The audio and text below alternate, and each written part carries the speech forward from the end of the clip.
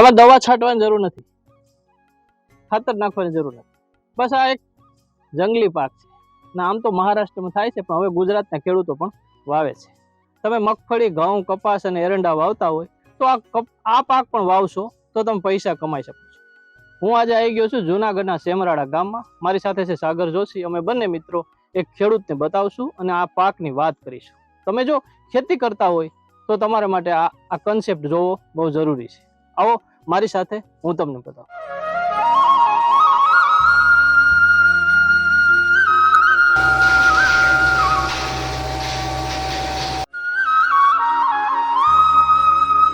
આ જુનાગઢ તાલુકાનું એક સહેલું ગામડું છે. અહીંથી વિસાવદર તાલુકો ચાલુ થાય છે. સેમરાળા કરીને ગામ છે. હું આજે ખેડૂતને મળાવીશ, આ ખેડૂતની ખેતી બતાવીશ. તમે બી આ ખેડૂત જેવી ખેતી કરવા માંગતા હોય તો શીખવાનો પ્રયાસ કરો, જોજો, જાણજો. જો તમે ખેડૂત છો અને ખેડૂતનો લગતો કોઈ ધંધો કરો છો તો આ સ્ટોરી તમારે જોવી બહુ જરૂરી છે. ચાલો મળાવું.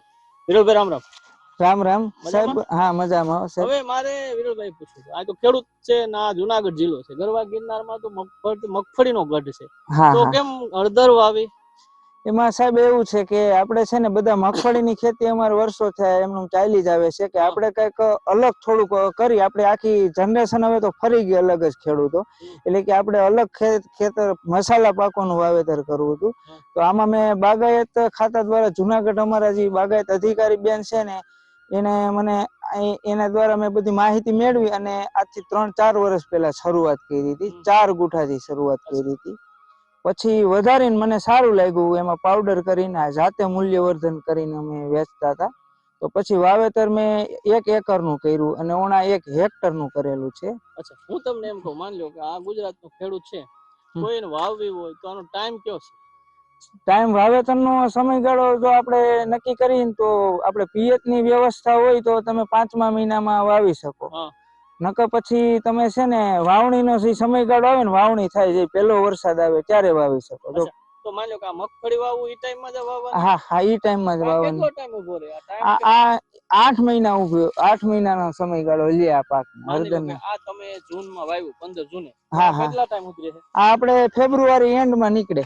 અચ્છા, બરાબર. તો હવે આનું જે વાવવા માટેનું બીજની શું વ્યવસ્થા? બીજમાં તો એવું છે કે આની અમુક યુનિવર્સિટી નથી બનાવતી, અમુક જગ્યાએ મળે છે, પણ ખેડૂત જે વાવેતર કરે છે ને એની પાસેથી બિયારણ મળી રહે છે. અમુક બહુ ઓછી નર્સરી બનાવે છે. આની જે માતૃગાંઠ આવે ને, ગાંઠિયાની અંદર જે આપણે ફિગર આવે અંગુલી કે ઈ નહોતી વાવી, પણ માતૃગાંઠ તમે વાવો ને તો છોડ ઝડપથી ને બારો આવે અને છોડ મજબૂત નીકળે છે, એટલે ઈ બેસ્ટ રહે છે માતૃગાંઠ. તમારે હળદરનો છોડ છે, આ પાક કેટલા ટાઈમ? અત્યારે 4 મહિના ઉપર જેવું થવા આવ્યો છે. બરાબર. તો આમાં પાણીની શું સ્થિતિ છે? પાણી કેટલા આપવું? પાણીની સ્થિતિમાં એવું છે કે હાલ આ વર્ષે બહુ વરસાદ હતો એટલે 3 મહિના જેવું તો કઈ પાણી મારે ઓલું પાવું જ નહોતું પડ્યું. પછીથી રેગ્યુલર 8 થી 10 દિવસે વાતાવરણ જોઈને તડકો વધારે પડે તો ઈ પ્રમાણે વધારે આપવું, નકર પછી 8 દી આપવું, 8 થી 10 દિવસે આપું છું. આમાં મોરું પાણી હોય તો શું થાય? માની લો મીઠું પાણી છે, પણ મોરું હોય, ગામડાઓમાં બધામાં આવા મીઠા પાણી તમારા જે હોતા નથી, એને બી થાય પણ ઉત્પાદન ઓછું આવે. મતલબમાં એવું છે કે અમારી જે આ બાજુનો વિસ્તાર છે ને, અમારે અહીંયા મીઠું પાણી છે, એટલે એટલું બધું મોરામાં એટલું આપણે કોઈ વાવેતર કરતા નથી. પછી અહીંથી આગેના ખેડૂતો હોય ને તો એનો આપણે ખ્યાલ ન હોય, કેમ કે અમારે વધારે અહીં મીઠું પાણી. એટલે આ પાક વાવી લીધા પછી કેટલા ટાઈમે આમાં ઉત્પાદન કઈ અને કઈ રીતે કાચો માલ વેચાય, પાકો માલ વેચાય? આમાં તો એવું છે કે અમુક લીલી હળદર જો શિયાળુની સીઝન ચાલુ થાય દિવાળી પછી કારતક માગસર મહિને કાઢી નાખે છે, પણ આપણે એ રીતનું નથી કરતા. આપણે એમ કરીએ છીએ કે છે ને જે તૈયાર થાય ને 8 મહિને ત્યારે આને ગાંઠિયા આને રાપલીને રાપ મારીને પછી વીણાવી અને બાફી બોઇલિંગ કરીને પછી પાછું સૂકવીને સુકાઈ જાય, મહિનો કે 20 કે 25 દિવસમાં સુકાઈ જાય છે. સુકાઈ જાય પછી પાલિશ કરીને અમે જાતે જ છે ને એને દરીને પેકિંગ કરીને બેસીએ છીએ, કે જેથી કરીને વૈશ્યની જે ભેળસેળ બહુ થાય છે ને મસાલા પાકોમાં, ડાયરેક્ટ ખેડૂતને સારો માલ મળે. અને આપણે તો ગમે એ ખેતી કરવી જ છે તો આ ખેતી એટલે અમે અપનાવી છે. બરાબર, તમારી વાત બરાબર છે કે તમે આમાં કોઈ ભેળસેળ નહીં. તમારા કસ્ટમર કઈ રીતે આવે? વિરલભાઈ પાસે કસ્ટમર કઈ રીતે? ગ્રાહકને કેમ ખબર પડે કે વિરલભાઈ શુદ્ધ હળદર વેચે છે? કઈ રીતે ખબર પડે? કસ્ટમર માં એવું છે કે સાહેબ જો આમાં છે ને આની જયારે 2 થી 3 વખત આત્માના અધિકારીઓ ફિલ્ડમાં આવે છે, બાગાયત વાળા આવે છે મારે જુનાગઢ, અને છતાંય અમે કસ્ટમર જાતે અમે જે હાર્વેસ્ટિંગ ચાલુ હોય ને ત્યારે કોઈને લેવું હોય ને તો અમે જાતે અહીં કહીએ કે તમે જોવો એમ અમે પેકિંગ કરી દઈ દરીની કમ્પ્લીટ કરીને. ઈ રીતનું છે અમારે. તો ગમે એ ખેતી કરવી છે તો પછી વ્યવસ્થિત જ કરી, એટલે આ અલગ પાકનો અમે વાવેતર કર્યું. લીલી હોય તો શું ભાવ? લીલીમાં માર્કેટમાં એવું છે કે છે ને તમે યાર્ડે વેચવા જાવ ને તો ઈ 30-40 રૂપિયાથી માંડીને 60-70 રૂપિયા લગી કિલાના, હા, પર કેજી ના ભાવ આપે છે. એટલે કાયમિક ના ભાવ રહેતા નથી, 8-10 દિવસે અપડાઉન છે રાખે છે. હા, સુકાનો શું ભાવ? તમે માની લો આ પેકિંગ કરો છો હળદર, આ તમારું મશીન છે, તો હવે એમાં સૂકી પેકિંગ કરો, તમે કેટલાના ભાવમાં? અમે 350 રૂપિયામાં વેચી છીએ અને કસ્ટમર ને આપી છીએ કે જો ફાવે નહીં ને તો અમારું તોડેલું પેકેટ અમે પાછું રાખી લઈએ છીએ. એને એમ લાગે કે બરોબર નથી તો અમારે કોઈ અમારો એવો હેતુ નથી કે પૈસા આપણે આવી ગયા એટલે છૂટા. આપણે તો ગમે એ કામ ખેતી કરવી છે એટલે એને એમ થવું જોઈએ કે ના વસ્તુ પૈસા પ્રમાણે બરોબર છે, નકા અમે રિટર્ન રાખી લઈએ છીએ. તો પછી આમાં તો એવું છે કે આ તો એટલે જે દડો છો એમાં ખાલી હળદર જ હોય છે કે બીજું બી હોય? એમાં ઈ મશીન ની અંદર અમે છે ને બધા કરતા અમારી થિયરી અલગ ઈ રીતની છે કે છે ને બીજા બધા સાયક્લોન વગરના મશીન થી દરે છે તો એ બહુ ગરમ થાય છે, બહુ હીટ પકડે.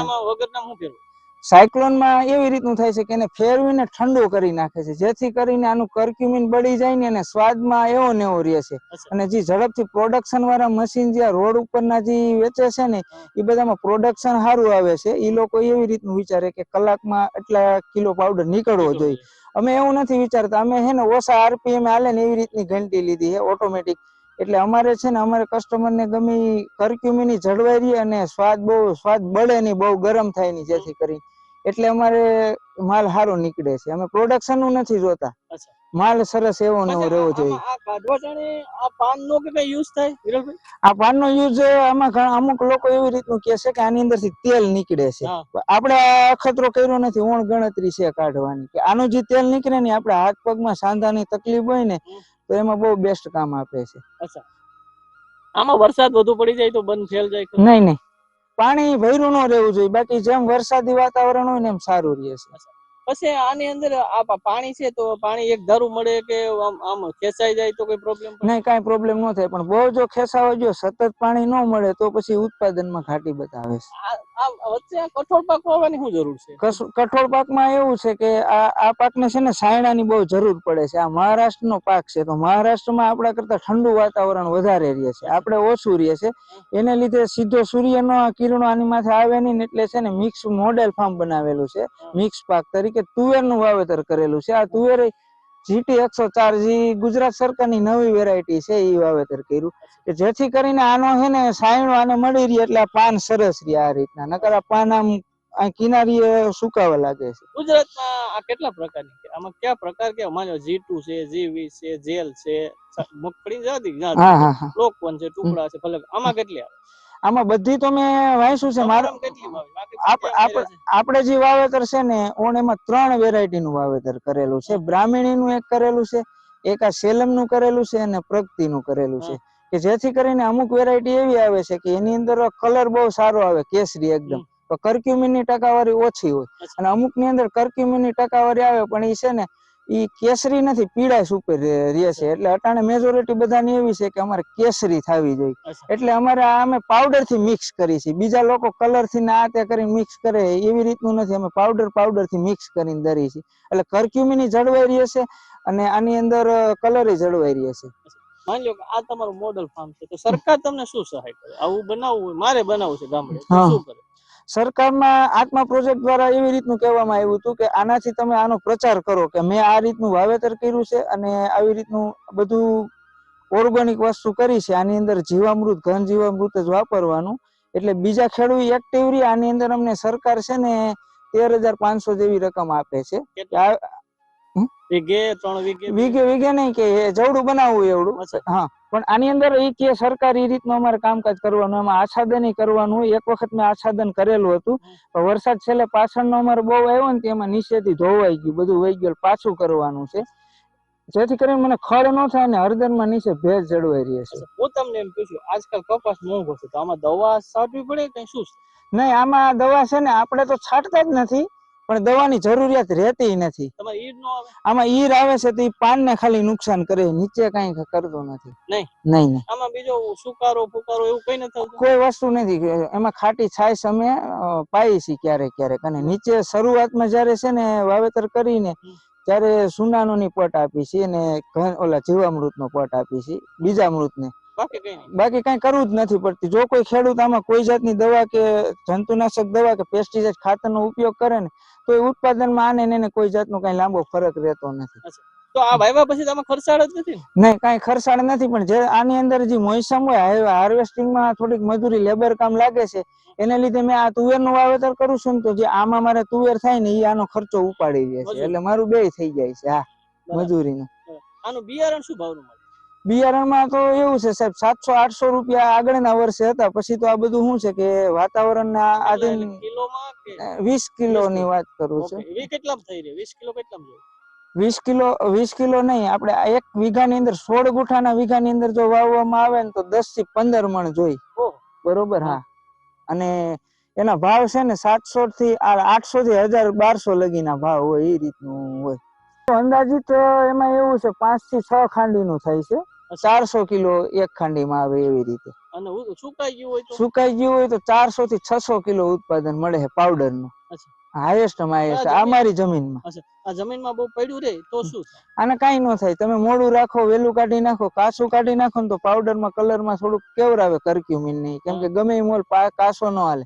પણ આ તમે મહિનો દી આમનું તમારે એમ થાય કે હાર્વેસ્ટિંગ કરવું છે, લેબર નથી, મજૂર નથી, તો 1 મહિનો દી આને ઊભું રાખો એમનું તો આને કઈ થાય જ નહીં. તો આ નિષ્ણાત માણસો હોય કે એમને નીકળી જાય?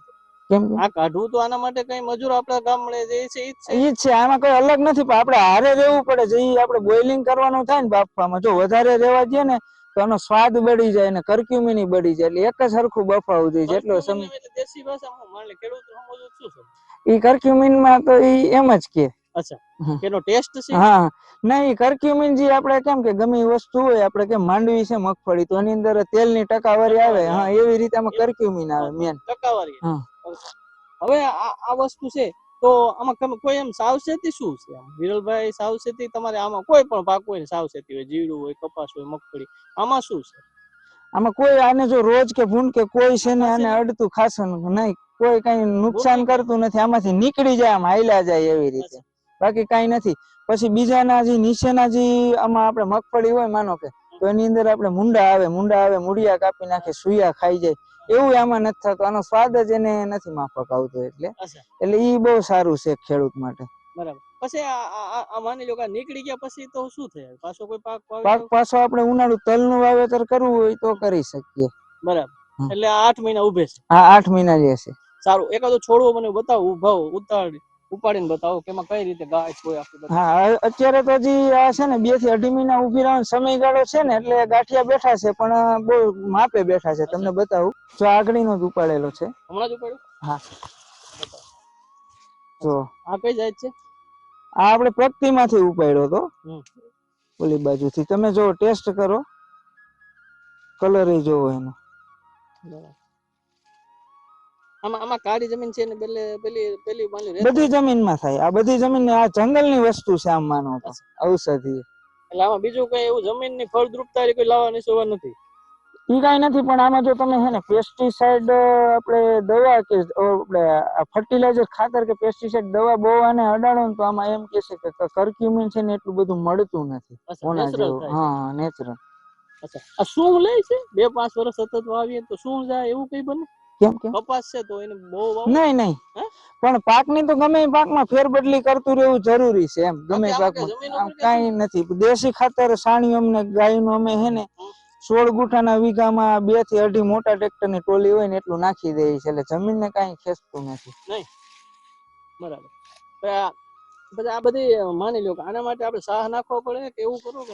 હા, પેલા વ્યવસ્થિત આપણે મગફળીમાં જેમ ઈઠાવીની જારીએ સાહ નાખીને એવી રીતે સાહ નાખીને કર્યું હતું.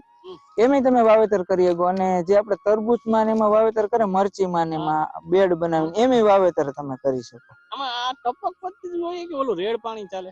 રેડે ચાલે પણ ટપક થી સારું પડે કે આ ગાંઠિયા છે ને ઈ જમીન પોચી રહે ને એટલે બેસે સારા એને માટે ટપક કરી છે ને આપણે પાણી વાળવું ને એટલે બિન અનુભવી માણસ હોય તો આમાં જંપલાવે તો થઈ શકે? થઈ શકે. આમાં એવું કઈ નથી. આમાં કઈ નથી, અભણ માણસ કરી શકે. આ ખેતી એટલી બધી, આમાં એવું કોઈ નથી કે વાયરસ આવે આખો પાક ફેલ થઈ જાય. જીરા જેવું હાવ રોગ નહીં નવરાતું નહીં નહીં નથી ને? નહીં નહીં, થોડું ઘણું પ્લસ માઇનસ થાય ઉત્પાદનમાં, બાકી બીજો કાંઈ ફેર નથી પડતો. 8 મહિના ઊભું રહે. આ 8 મહિના ઊભું રહે રેગ્યુલર. વિરલભાઈ મારે એક પૂછવું છે કે લોકો એવું આધુનિક જમાનામાં કોરોનામાં આપણે હળદરનો બહુ ઉપયોગ હા કરતા હા અને હા. કેન્સરમાં બી લોકો એમ છે કે એમાં એના લડત માટેના અમુક તત્વો છે, તો આમાં એવી શું વસ્તુ છે કે આ આયુર્વેદનો ઉપયોગ થાય? આની અંદર જે કર્ક્યુમિન છે ને હમ. ઈ મેન છે કે આપણે કેન્સર હોય કે ન હોય ગમે એ વ્યક્તિને, પણ એની અંદરથી ઇમ્યુનિટી બહુ પ્લસ થાય છે, સારી એવી જળવાઈ રહે છે. અને આપણે કેન્સરનો રોગ હોય ને તો એની અંદર કેમોથેરાપી આપે ને આપણે, એની અંદર મેન કર્ક્યુમિન જ હોય. પછી કેન્સરની કોઈ આપણે આયુર્વેદિક દવા બનાવતું હોય ને તો આ માતૃગાંઠનો પાવડર લે છે, પણ એ ઓર્ગોનિક હોવો જોઈએ તો જ ઈ લોકો માન્ય તો જ કરે છે. અસરકારક. નકર પછી પાછો ઈ આના જંતુને ઓલું જાય તો નકામું એમાં ઓલું થઈ જાય, એ સારું કરવા કરતા ખરાબ થઈ જાય. એટલે આમાં આની અંદરથી મારી પાસેથી ડોક્ટરો હોતે ને આયુર્વેદિક ના છે ને માતૃગાંઠનો પાવડર લઈ જાય છે, જે ખાલી આ એક જ સિંગલ ગાંઠ નીકળે ને છોડની, જ્યાં માતૃગાંઠ, આનો પાવડર લઈ જાય છે સ્પેશિયલ. તો આ તમે આમાં કર્ક્યુમિન હાઈએસ્ટ આવે છે આના કરતાય. ને એ લોકો લઈ જાય છે? હા, એ લોકો લઈ જાય છે. જે સમજે છે એ આનો પાવડર કરીને સ્પેશિયલ પાવડર એ ખાય છે, ઘરમાં ઉપયોગ કરે છે. આ વિરલભાઈ છે અને આ એમનું ગામડું છે અને આ એમનું ફાર્મ છે. અલગ ખેતી કરી છે. જુનાગઢ જિલ્લામાં ભાગે જ લોકો ખેતી કરતા હોય છે. તો લોકો ઘણી વખત ખેડૂતો પોતાના ખેતરમાં કંઈક નવું કરે તો કંઈક શીખી શકે, પૈસા પણ કમાઈ શકે, એના માટેનો આને એક્સપેરિમેન્ટ કર્યો છે. આમ તો મને તમને બાપ દાદા આવી કોઈ ખેતી નહીં કરતા હળદરની, પણ આ કરે છે. ઓલરેડી મહારાષ્ટ્રની ખેતી છે, આ મૂળભૂત ત્યાંનું છે પાક, પણ આપણા ગુજરાતમાં ખેડૂતો કરે છે અને મને એમ છે સફળ પણ. જો તમે ખેડૂત છો અને કંઈક કરવા માંગો છો તો આ એમની ખેતી અને એમની સ્ટાઇલ મને એમ છે કે યોગ્ય છે. અને આ ગુજરાત તરીકે ખેડૂત તરીકે તમે અમારો આ વિચાર છે, અમારી જે કન્સેપ્ટ છે, અમારી સ્ટોરી છે, બીજા સુધી શેર કરજો. તો મને એવું લાગે છે કે આપણે બીજા પાસે શીખશું અને શીખડાવશું. બસ આટલું જ. અને એમના નંબર પણ મેં ડિસ્ક્રિપ્શનમાં નીચે રાખ્યા છે. તમને કઈ ક્વેરી હોય ને ખેડૂત હોય ને તમે વાવવા માંગતા હોય તો પૂછજો, અને જો માલ લેવો હોય તો બી પૂછજો. તમને શુદ્ધ અને સાત્વિક માલ મળે. બરાબર? આટલું જ. જય જય ગરવી ગુજરાત. ફરી મળશું ક્યારેક નવા વિચાર સાથે.